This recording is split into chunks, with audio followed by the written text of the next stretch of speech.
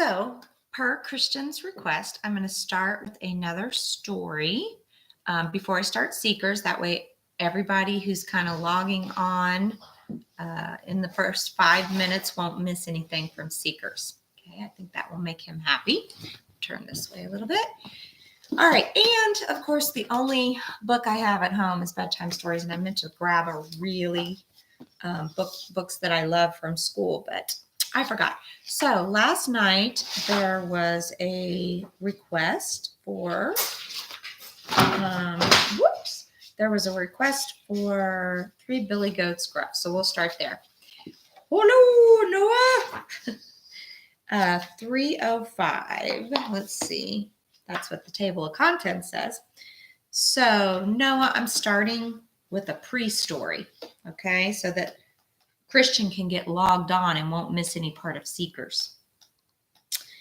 So we're going to start with the 3 Billy Goats Gruff. Do you know what a billy goat is, Noah? Billy goat. Okay. I wonder if you've heard this one. Once there were 3 Billy Goats Gruff. The oldest was Big Billy Goat Gruff, who wore a collar of thick black braid. Middle Billy Goat Gruff had a red collar around his neck, and Little Billy Goat Gruff wore a yellow one. You know this one. Big Billy Goat Gruff had a deep, gruff Billy Goat voice. Middle Billy Goat Gruff had a middle-sized Billy Goat voice. This is kind of reminding me of Three Bears. Go to the Locks and the Three Bears. And Little Billy Goat Gruff had a very high Little Billy Goat voice. All winter long, the 3 Billy Goats Gruff lived on a rocky hillside. Right next to their hill ran a powerful, rushing river. No, I know what a billy goat is. Not, oh, you haven't heard this one. I gotcha. Every day during the cold winter months, the 3 Billy Goats Gruff played among the rocks. Little Billy Goat Gruff would cry in his little Billy Goat voice, "Watch this!" as he leaped over little rocks. Middle Billy Goat Gruff would call, "Watch this!" as he leaped over middle-sized rocks. Big Billy Goat Gruff would say in his big Billy Goat voice, "Watch this!" as he leaped over great big rocks.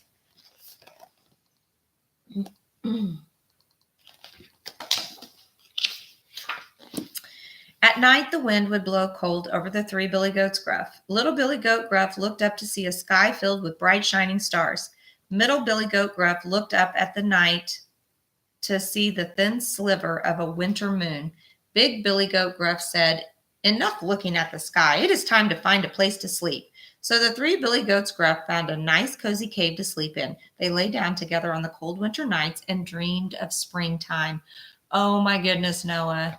Did we spend a long time dreaming of springtime this winter? And then it's finally been here, and then it turns into rain. Okay. Soon it was springtime. From their rocky hillside, the 3 Billy Goats Gruff looked longingly across the rushing river. "How I would love to go on the mountain across the river," said the little Billy Goat Gruff. "The grass is green and the flowers are pretty. There is plenty to eat on that side."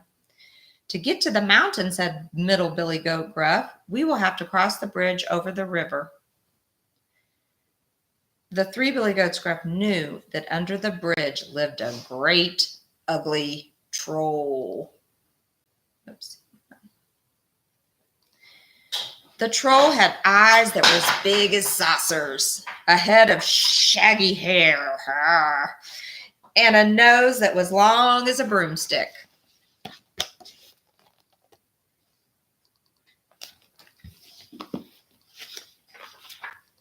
Every day, the Billy Goats Gruff looked over the river.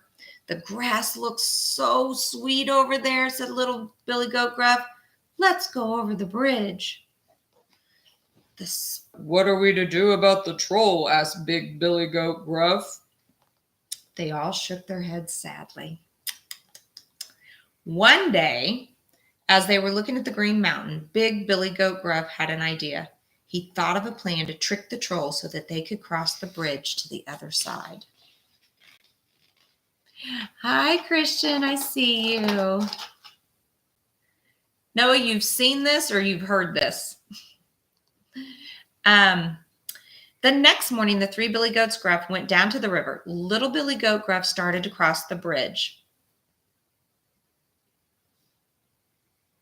Trip, trap, trip, trap. Hang on. Went little Billy Goat Gruff's feet on the bridge.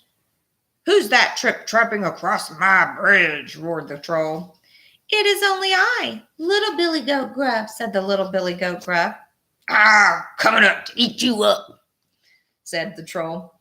Oh no, said little Billy Goat Gruff. I am only a tiny little Billy Goat.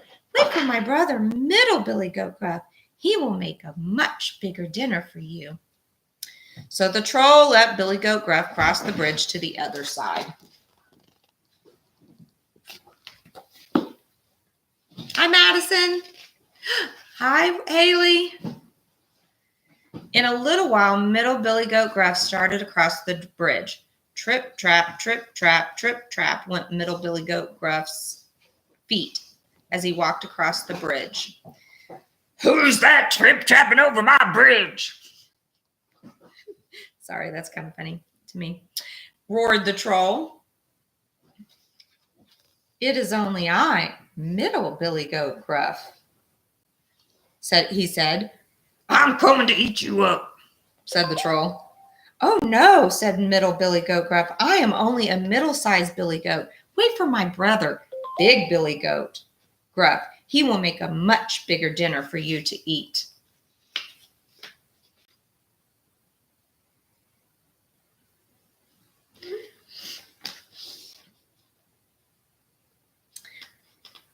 Wait for my brother, big Billy Goat Gruff. He will make a much bigger dinner for you to eat. Sorry.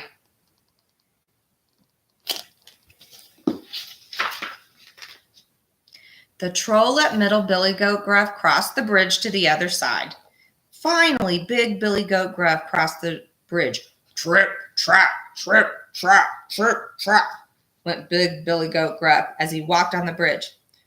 Who's trip-trapping over my bridge? Roared the troll. It is I, big Billy Goat Gruff, he said. I'm coming to eat you up, said the troll.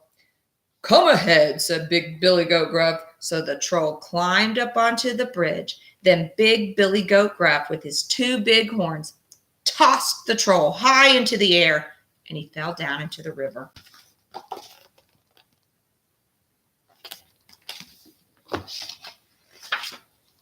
The three Billy Goats Gruff were happy to be on the other side. They feasted on the green grass and wildflowers. I was right, said little Billy Goat Gruff. The grass tastes as sweet as it smells. And I was right too, said middle Billy Goat Gruff. The flowers are like honey. Best of all, I was right, said big Billy Goat Gruff. We tricked the evil troll and used the bridge. So the three Billy Goats Gruff spent their summer happily eating in the high meadows. They grew very fat and contented.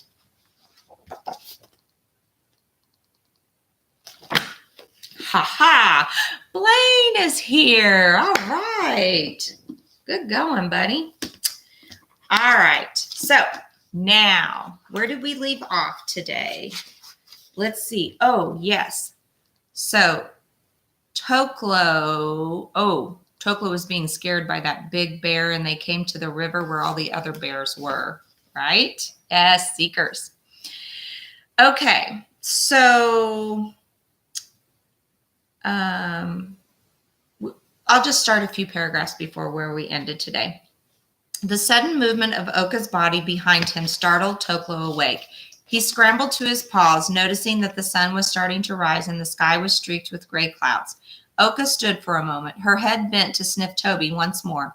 It's time to go, she said. Relief spread through Toklo. He didn't have to die. Wait, I forgot. We already read this part. Bears waiting in the river. Got into a fight with that bear. She said, you better get out of my way. And we're just here for the fish. Shatika told them there was no fish in the water. She strode forward boldly, and the other bear fell back, scraping his paws on the pebbles with a show of reluctance. Toklo trotted after her, staying close to her hind paws. Just as they passed him, Shatika lunged toward Toklo. His teeth were bared, and Toklo felt a blast of hot, rotten breath over his fur. Toklo froze. Suddenly, Oka was there, rearing up on her hind legs and roaring. Are we having a LOL war? What's happening here? Okay. She slashed at the male grizzly with her claws as Toklo ducked behind her. Shatika stumbled back, then turned tail and ran, splashing away into the river. A few of the other bears snorted at one another. Toklo heard one of them say something about getting between a mother and her cubs. And as he felt a warm swell of pride and relief, his mother was so strong, no one would mess with him now. It comforted him to know she would stick up for him, even though he wasn't Toby. Oka led the way upriver. Toko followed her into the shallows and gasped at the icy water. The water had power. He could almost believe that ancient bear spirits raced along in it. Smooth, round stones shifted under his paws. Toklo spun in a circle and splashed over to his mother, eager to start fishing. He could see a bear further down with a large fish in its jaws, flapping and shining in the light. Other bears were closing in on it, as if wondering whether the catch was worth fighting for. But Oka was not fishing. He could see from the looseness of her shoulders and the stillness in her paws that she was not waiting for something to swim by. Instead, she was staring into the water. Toklo stopped splashing. "Be careful, little cub," Oka whispered. "You have a long journey ahead of you. Look after him, water spirits, I beg you." She was talking about Toby, of course. Toklo sighed impatiently. He was sure the water spirits knew perfectly well that Toby was small and weak. Shadows danced below the ripples as Toklo gazed into the water. He searched for any sign of the bear spirits.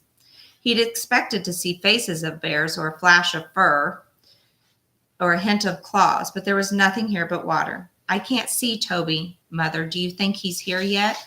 Maybe he's still finding his way." Oka rounded on him. "What do you know about death?" she growled. "You don't know anything." Toklo backed away. How was he supposed to know anything if she didn't teach him? "Reuben, I'm glad you're here. Are you guys just typing the alphabet? Is that what's happening?" It's a little disruptive. What catch, Mrs. Weekley? I don't know. Christian, please stop typing L.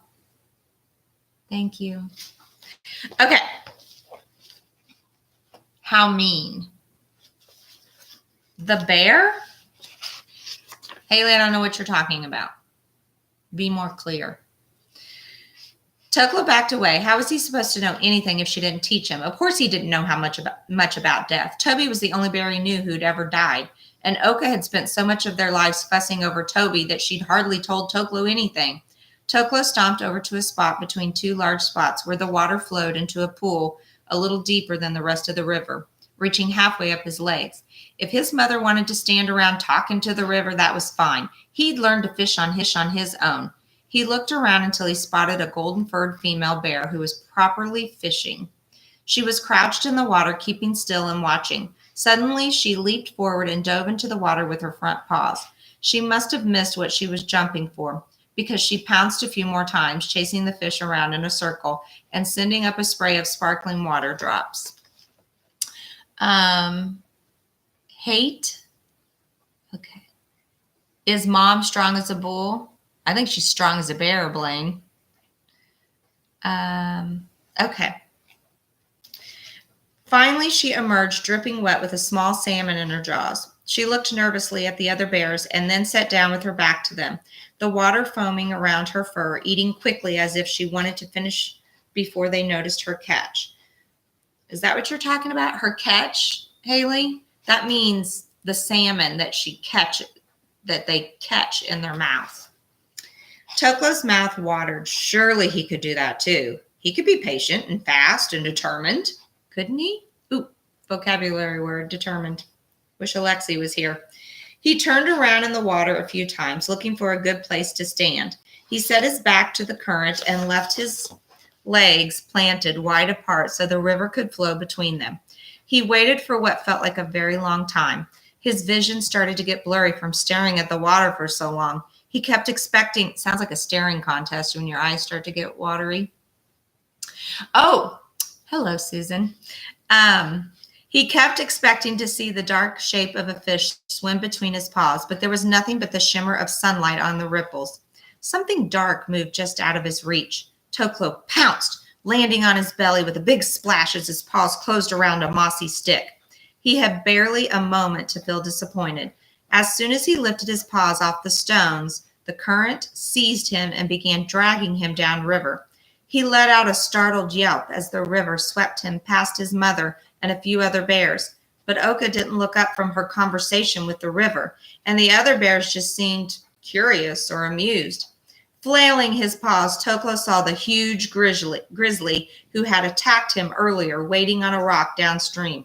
Shatika had planted himself right in the path of the current and was watching as Toklo was swept closer and closer.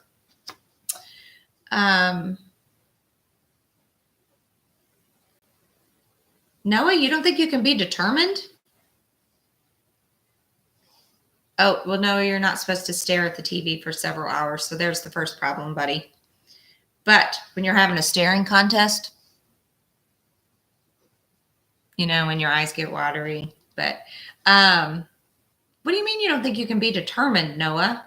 We are all determined. Look at us. Look at the way we took that math test today. Mother, Toklo yelped, help me. He tried to stretch down and dig his claws into the pebbles, but the water swamped over his muzzle. He scrambled up to the surface, choking for breath, just as he crashed into the tree trunk legs of the male grizzly. Immediately, two massive paws seized his shoulders and shoved his head below the water. Toklo held his breath and lashed out with his paws, trying to claw at Shatika's leg or kick his way free. His hind leg hit the bottom of the river, and he shoved himself to the surface again, sucking in a quick breath before the grizzly forced him under once more. Water flooded up Toklo's nose and surged into his mouth and ears. He tried biting and scratching the paws that held him down, but he could feel his strength starting to fade and his movements getting weaker. Do you remember? No, he's not dead yet, Noah. Do you remember whenever Toklo would always talk about how fierce he could be and how tough of a bear he could be if he could just get out there? What do you think he's feeling right now? And why do you think Shatika wants to basically get rid of Toklo? So in the wilderness, males have to fight for their territory, and so they don't want the competition of other males. The murmurs of I agree with you, Christian. I think he's feeling a little weak right now. I'm hoping Mom stops talking to Toby in the water and rushes over. The murmurs of the river seemed louder underwater, crashing in his ears like the spirits shouting at him. All at once, the weight disappeared from his back. Toklo bobbled up to the surface, gasping for air. His paws scraped the stones on the bottom of the river, and he was able to pull himself into the shallows, where he collapsed onto his belly. He looked up and saw his mother driving Shatika out of the water. She growled and charged at the male bear, her claws reaching for him and her mouth wide open. Shatika roared angrily and scampered up the bank, disappearing into the trees. Toklo dragged himself to his paws, panting and shivering. Oka slowly came back, her sodden fur clinging to her thin frame. She stopped on the edge of the riverbank and stared at him. I'm sorry, Mother, Toklo whimpered. I'm so sorry. I tried to fish on my own. I won't do it again, I promise. Oka didn't move any closer. She seemed to be looking right through him. Toklo felt rooted to the spot, as if his legs were growing out of the riverbed. Why didn't his mother come to comfort him? When she finally spoke, her voice was hoarse. I can't do this, she said. I can't watch my cubs die. I won't let it happen again. Mother, Toklo began. He'd heard about her first litter of cubs who had all died in their first few moons. Leave me, Oka growled. Leave this territory. We're all going to starve here. If you must die, do it somewhere else, far away from me. Go away and don't come back. Hunching her shoulders, she turned and walked away, leaving Toklo standing alone in the river. Oh my gosh, is that so sad? Okay, so that's the end of that chapter. Let me look at the next chapter. I think we can read the next chapter in 10 minutes. Ooh, it's pretty long. Do we want to try? Christian, I think, wants to try. Christian, how do you even manage to make that many emoji faces in such a short time? Yes, Noah. Exactly. She left her child all alone. I got to go turn on the light. It's that time of night. You guys stay here and make emojis or whatever.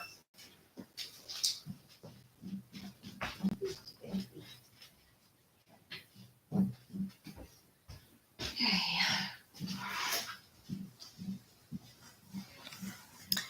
When we start the night out, I got this nice sunshine coming in. And then, oh, dear heavens, you really did, didn't you? Okay. All right. Now, I don't know what's going to happen to Toklo, but you know what? I thought he was a big jerk at first because he wasn't nice to Toby. But now I feel really bad for him. All right. So we're back to Kalik. And Kalik is on the, no, she got off the ice. She's on land now, and she's in the snow. So, yes, you guys are excellent typists. So here we go. Kalik felt even more alone on land than she had on the ice. It was strange not to have smooth, cold snow beneath her paws. Here she felt heavy and awkward. Her paws kept sinking into the ground, and everything smelled wrong. The piles of rocks beside the sea gave way to a long stretch of speckled dirt that ran along the water as far as she could see in each direction. Farther back away from the water, the land rose up for several bare lengths and then flattened out again. Kalik could catch a glimpse of unfamiliar colors and shapes on top of the ridge, but it was hard to see much detail from where he was. Maybe, you know what, Noah?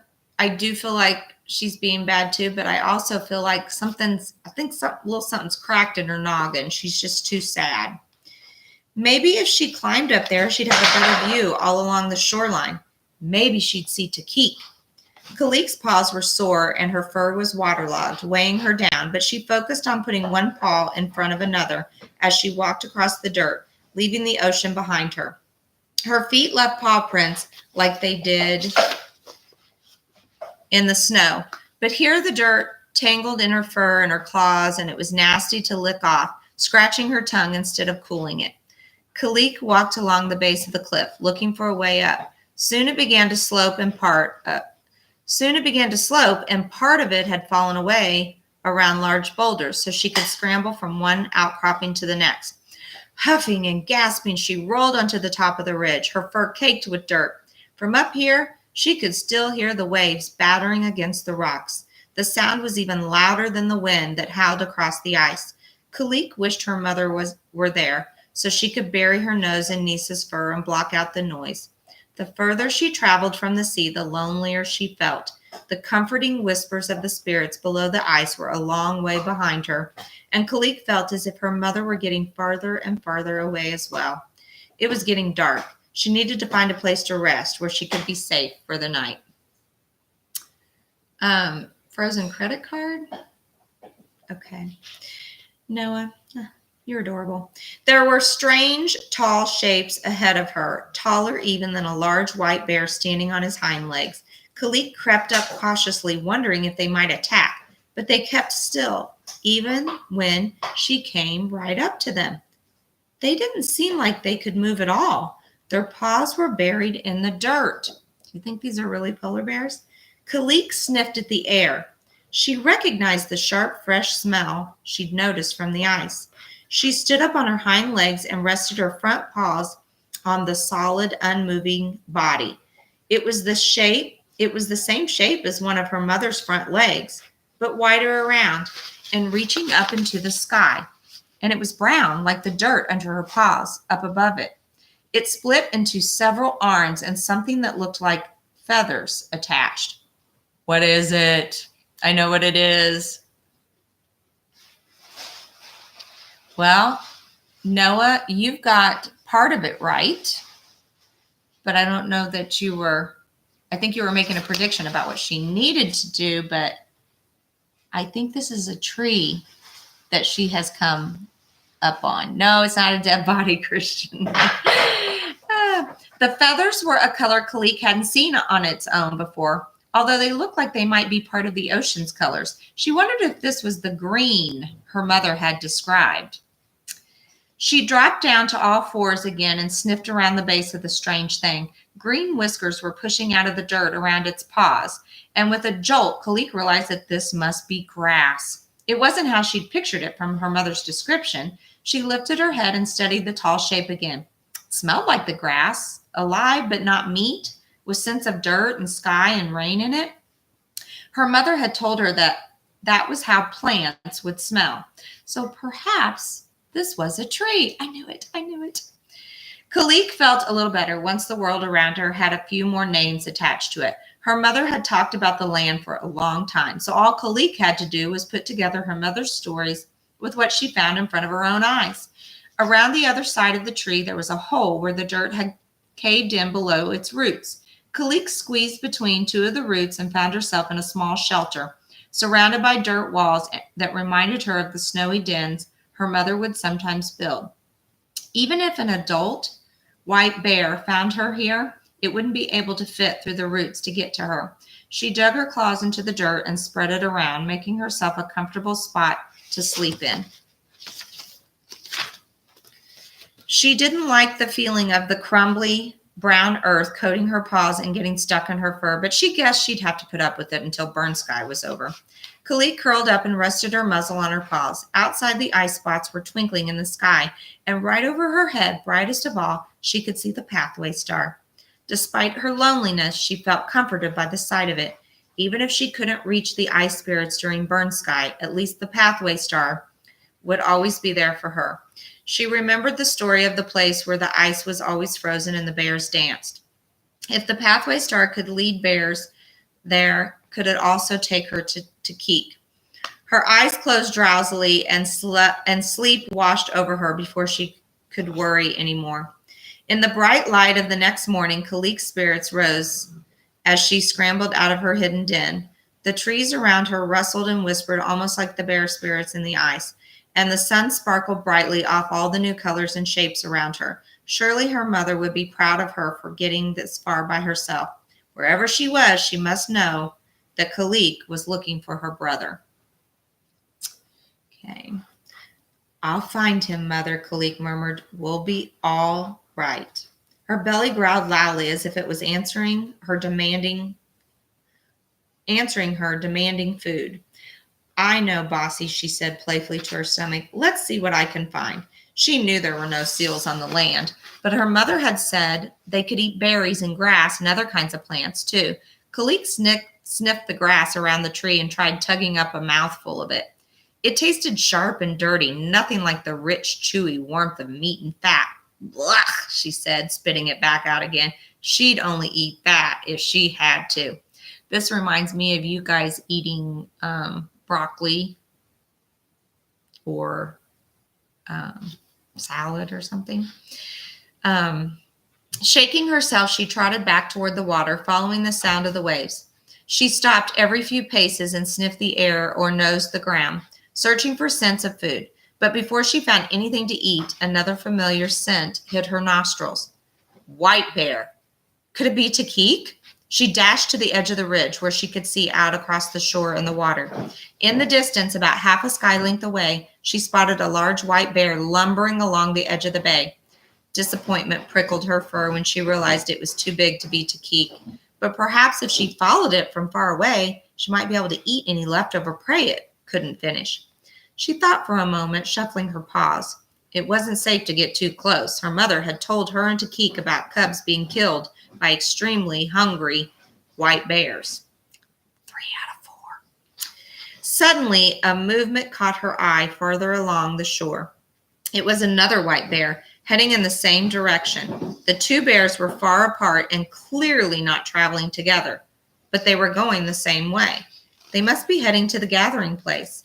Her mother had spoken of a place where the white bears gathered to meet the ice. All Kalik had to do was go the same way and stay as far away from the other bears as possible. Please, Selaloop, she whispered, show Takik the way to go so I can find him at the gathering place. She prayed that he remembered what Nisa had said about the place where the ice came back. She prayed that he made it onto the land at all. From here she could see right out into the bay. The wind whipped ripples across the open stretches of water, and birds circled overhead, shrieking. Kalik decided to stay on top of the ridge, keeping the shore in sight as she set off around the bay. Then she could hopefully see any other bears coming from a long way off. Round gray things rolled and clacked beneath her paws, and she guessed these were stones, or maybe rocks. She had never figured out what the difference was from the way her mother described them. Do you know the difference between stones and rocks? I think stones are smooth and rocks are jagged. Another frozen credit card, this one in snow. Noah, what are you talking about, a credit card?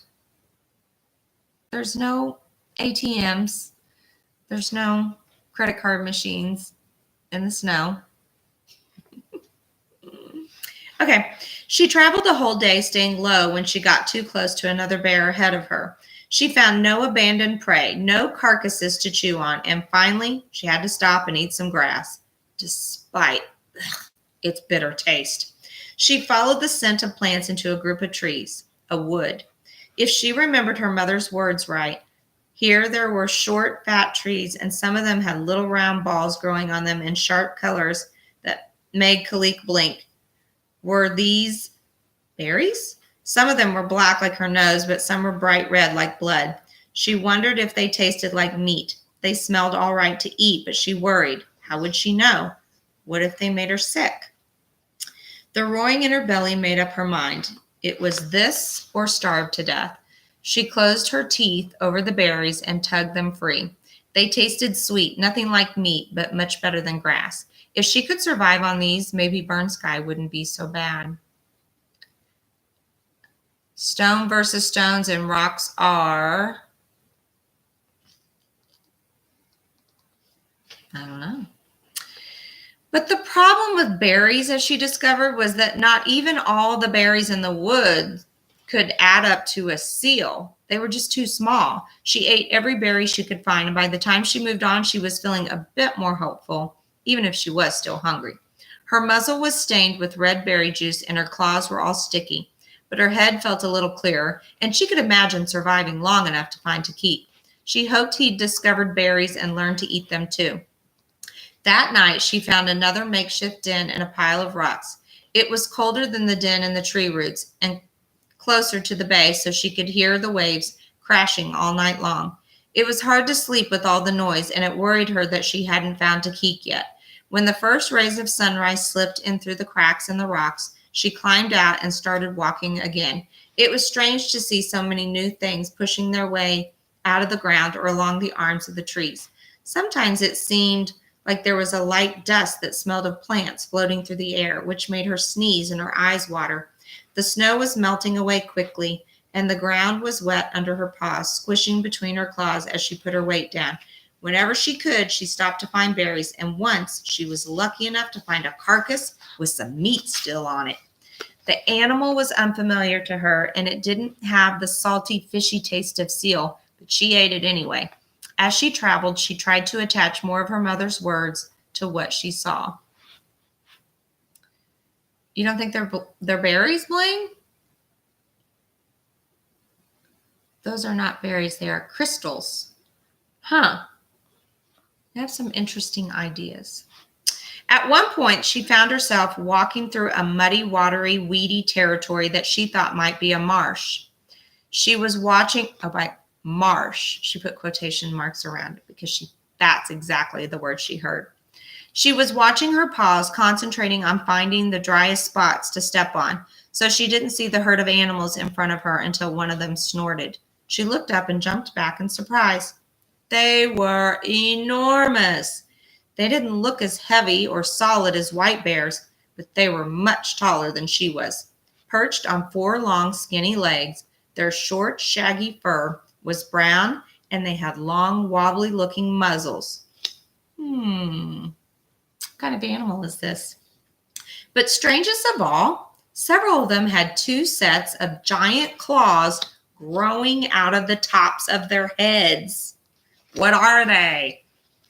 Ooh, what's a marsh? A marsh is like it's not really even, it's like where the water kind of comes up with long weeds in it. It would probably come up to like about halfway up your calf, and muddy, watery, grassy.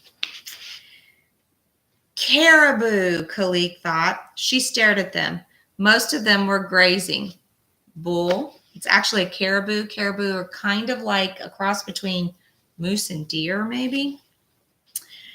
She stared at them. Most of them were grazing, nibbling at the plants and ignoring her. Grazing means like kind of eating the grass. A couple had lifted their heads and were watching her, but they didn't look very concerned. Kalik backed up until the bushes hid her from view, and then she turned and found a different way through the marsh. Towards sunset, as the light around her was turning orange and hazy, she came to a small pond. Trying not to slip on the mud, Kalik crouched at the edge to lap up the water. All at once, the dirt beside her paw moved. Startled, she froze and stared at it. Whatever it was moved again, just twitching a little. Then suddenly, it jumped straight up into the air. You guys paying attention? Kalik didn't even think about what she was doing. With a quick, instinctive pounce, she clapped her jaws around the jumping thing and pinned it to the mud. Her claws sank into it and flailed one more time, then lay there, limp and unmoving. What is it? It's a forest, Noah. I forgot the bear's name. This bear is Kalik. They're demons. Noah, I feel like you're like wanting to read Perry Jackson or something. Had she killed it? Kalik lowered her head and sniffed it without lifting her paw. It certainly seemed dead. The creature, which was smaller than her paw, had 2 small legs and 2 long legs with webbed paws. What is it?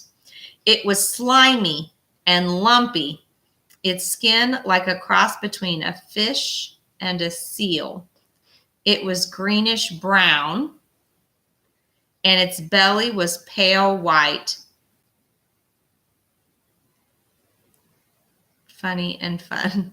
Okay, 2 bulging eyes set on top of its head, and when she leaned on it, she could see that it had a long tongue inside of its mouth. Christian, air high five. It's a frog. Curious, she nibbled on it and discovered that it tasted quite interesting. Its texture was a lot like a seal's, except it didn't have any fat and it wasn't quite as meaty. She devoured it in a few bites and felt a little odd afterward, but it was more of a meal than berries. She sniffed around the pond for a long time, but didn't see any more animals like that. She tried digging in the mud around the water, but all that did was make her fur dirtier. She'd have to try again at the next pond. It's a frog. The days grew warmer and warmer, and Kalik panted under her thick fur coat. A couple of days were so hot she couldn't even come out of her shelter. Instead, she lay in the shade below a thicket of branches, trying to conserve her energy and keep cool. It was hard to sleep, though, since the ground below her was damp and flying insects kept buzzing around her muzzle. Kalik wasn't sure which were mosquitoes and which ones were flies, but she remembered that her mother hated both of them. You know, I was thinking, yeah, good vocabulary. Oh, and devoured. Did you hear that word? She devoured the frog. And that's like a word that Noah would use in his. How hungry would you have to be to eat a frog?